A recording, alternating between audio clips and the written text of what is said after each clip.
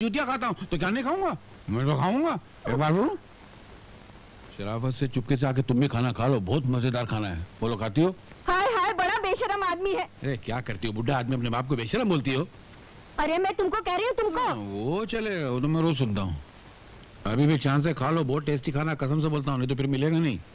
अरे जाओ, मैं तुम्हारी तरह खाने के लिए मरती नहीं हूँ, और ऊपर से वो डायन के हाथ का बना हुआ खाना मैं जिंदगी भर तक न खाऊं। मत खाओ, जाओ जन्नत में। क्या कहा? नहीं, मन में कुछ ख्यालात की डकार थी ना, तो निकल गई। तो ठीक है। बबलू कहाँ है? कौन बबलू? अरे बेशरम, तुम्हारा बेटा। मेरा कौन सा बेटा? हाँ, अपना बबलू। वो और कहाँ होगा, अपने मामा मम्मी के साथ होगा। अच्छा, क्या मुसीबत है यार। आओ खाना खाने। अभी थोड़ा ही बचा, उसमें तुम कहाँ से खाओगे? मैं अकेले खा लेता हूँ, तुम जाओ।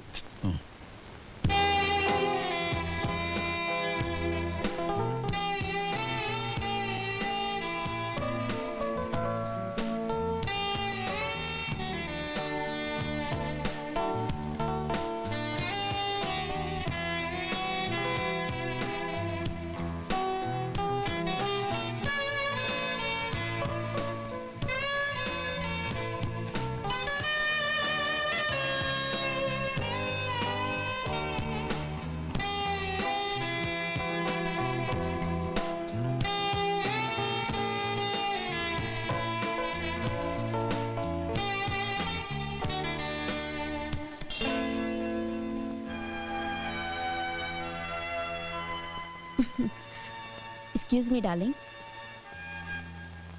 अरे आप? भाई जहाँ आप जैसे फूल हो वहाँ हम तो पहुँचेंगे ना। ओह कम ऑन प्रिंस। इनसे मिलिए, ये है मेरे मंगेतर मिस्टर विजय, और विजय ये है हमारे दोस्त पाल घाट के शहजादे। How do you do mister Vijay? वैसे आप आए कैसे? कमाल करती हो भाई, सुबह तुमने हमें फोन किया कि रात को तुम होटल पहुंच रही हो, बस तुम्हारे इंतजार में दरवाजे पे आंखें बिछाए हम बैठे रहे कि कब ये तुम्हारा हसीन चेहरा नजर आए, मगर नहीं, तुम नहीं आई, इसलिए हम खुद यहाँ चले आए। जाने मन। ओह आई एम सॉरी, मैं तो बिल्कुल भूल ही गई थी। ऑब्वियसली आपने तो अपना मंगे तो ढूंढ लिया, इसलिए हमें तो भूल ही जाएंगी ना। नहीं नहीं राजकुमार जी, ऐसी कोई बात नहीं है। फिर क्या ख्याल है, चले? एक मिनट विजय डार्लिंग, मैं इनके साथ जा रही हूँ, हो सकता है मुझे आने में थोड़ी देर हो जाए, तुम खाना खाकर सो जाना। Okay bye. Mister Vijay, nice to see you, good night.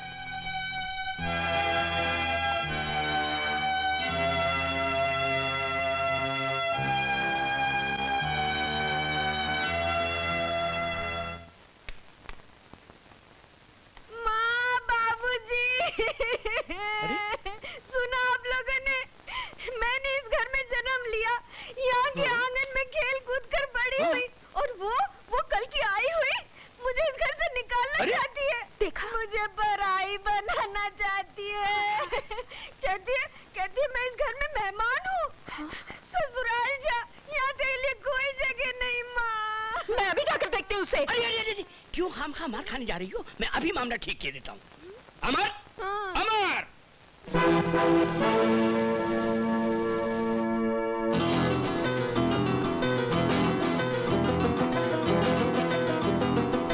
क्या हुआ पिताजी?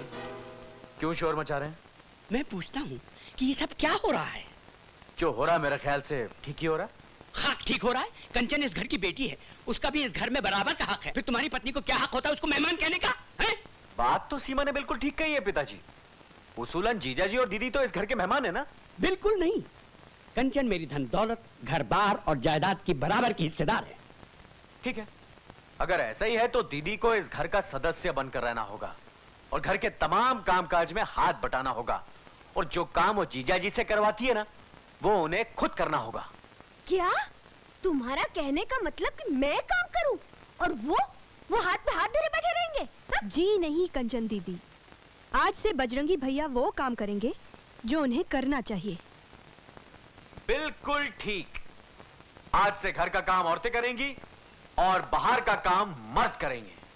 चलिए जीजा जी, जल्दी से तैयार हो जाइए, आज मैं आपको अपने ऑफिस ले जाकर अपने सेठ जी से मिलवाता हूं और आपकी नौकरी की बात पक्की करता हूं। मेरी नौकरी? जी आपकी।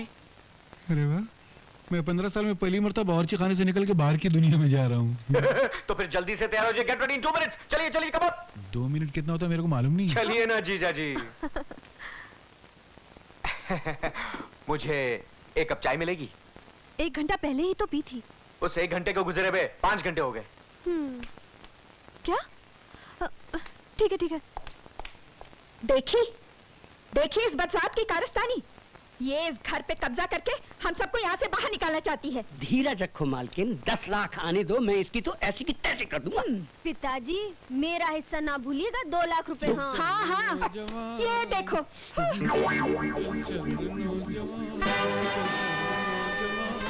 चल चल नौजवान।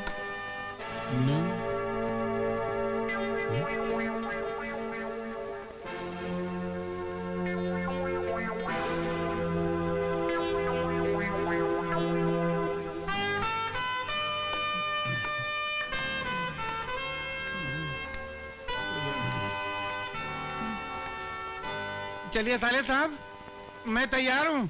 आया जीजा जी, चलिए कम ऑन। ये क्या है? कपड़े और क्या है? इन कपड़ों में तो मेरी नौकरी खतरे में पड़ जाएगी। तो मैं क्या करूं, मेरे पास अपने कपड़े हैं ही नहीं। एक आपके जो मेरे छोटे पड़ते हैं, इनके बाप के जो मेरे को बड़े पड़ते हैं। और जूते? जूते खाली खाए, कभी पहने नहीं है। चलो चलो मैं दिलाता हूँ जूते। अरे दोनों दिलाता हूँ।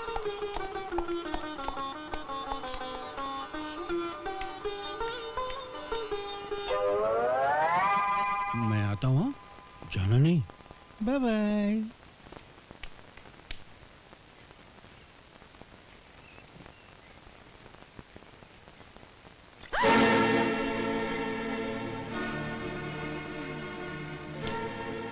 माँ, ए माँ, क्या हुआ बेटी?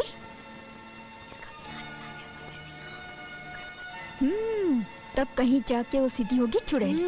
जोर से चिल्ला। ओ माँ, मर गई माँ। और जोर से चिल्ला। मैं जल गई माँ, इसने जला दिया मुझे। क्या हुआ बेटी? कुछ नहीं माँ जी, पानी अगर ज्यादा गर्म हो तो उसमें ठंडा पानी मिला लेना चाहिए। कीड़े पड़े तेरे जुबान में, मेरा हाथ जला दिया। सुना है आपने भी एक बार किसी बेचारी का हाथ इसी तरह उबलते पानी में डाल दिया था, तब उसे भी इतना ही दर्द हुआ होगा। क्यों? जाने भी दे माँ। मुंह काला हो उस कलमुई का। हाँ। कीड़े पड़े उसके मुंह में। हाँ। वो अंधी हो जाए, लूली हो जाए, लंगड़ी हो जाए। हाँ। चला दिया मेरा। कंचन, दुर्गा, कहाँ गए तुम लोग? अरे ये क्या कर दिया? अरे अमर की लाडली ने मेरा हाथ जला दिया। डर के मारे मेरी जान निकली जा रही है। कोई बात नहीं। क्या? खुशखबरी, हमारा विजय सोना को पसंद आ गया। तो मुंह मीठा करो। अरे मुंह मीठा कर तेरा। आप भी मुंह मीठा करिए और मैं भी। यहाँ तो पहले से ही मिठाई बट रही है। जीजा जी हर काम में लेट क्यों हो जाते हैं? मेरी ये मिठाई इनको हजम नहीं होने वाली है। हाँ। बजेंगी। ये क्या बदतमीजी है? बदतमीजी मतलब? ये मिठाई है। तो ये क्या है? अरे अरे बजरंगी भैया ये क्या कर डाला इतने बड़े होके? नहीं, ये वो नहीं जो तू समझ रहा है। तो फिर क्या है? मैंने वो रसगुल्ले लिया था ना एक थैली में, वो थैली मैंने जेब में रखा, लगता है थैली फट गई है। अरे रे रे। ओ माँ, ये रसगुल्ले की थैली फट गई। ये वो नहीं जो आप लोग समझ रहे हैं। तू क्या समझ रहा था? मैं समझा था कर डाला। क्या बात करता है इतनी उम्र में? वो तो बचपन में करता था, अभी 6 महीने छोड़ दिया। लेकिन ये मिठाई किस खुशी में लाए हो? आज नौकरी का पहला दिन है तो तुम लोग का मुंह मीठा करने वास्ते मिठाई लेकर आया हूं भाई। अच्छा, तो लाओ पगार के पैसे लाओ। पगार के पैसे? आज नौकरी का पहला दिन, पगार के पैसे भी निकालूं? अरे ये मिठाई मैं झोंकूमल हलवाई के यहाँ से उधार लेकर आया हूँ। ठीक है लाओ, यही लाओ। ये मिठाई खाने से पहले आप ये तो बताइए कि आपका फैसला क्या है? कैसा फैसला? यही कि अभी तो आपके पति कमाने लगे हैं, है ना? तो क्या आप अपनी ससुराल वापस जाएंगी या फिर एक नया मकान खरीदकर अपने पति के साथ वहां रहेंगी? और अगर यही रहेंगी तो फिर मुफ्त की रोटी नहीं मिलेगी। देखो बहू,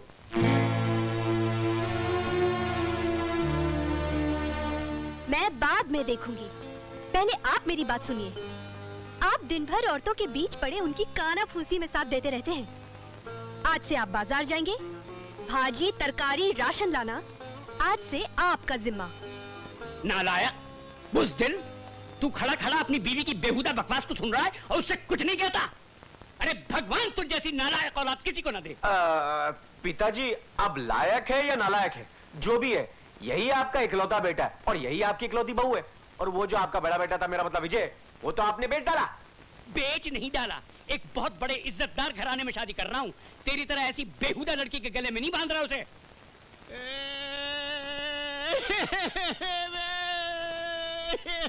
अरे ये रो क्यों रहे हैं? जीजा जी, अरे जीजा जी, आप रो क्यों रहे हैं? कुछ बताओ तो सही।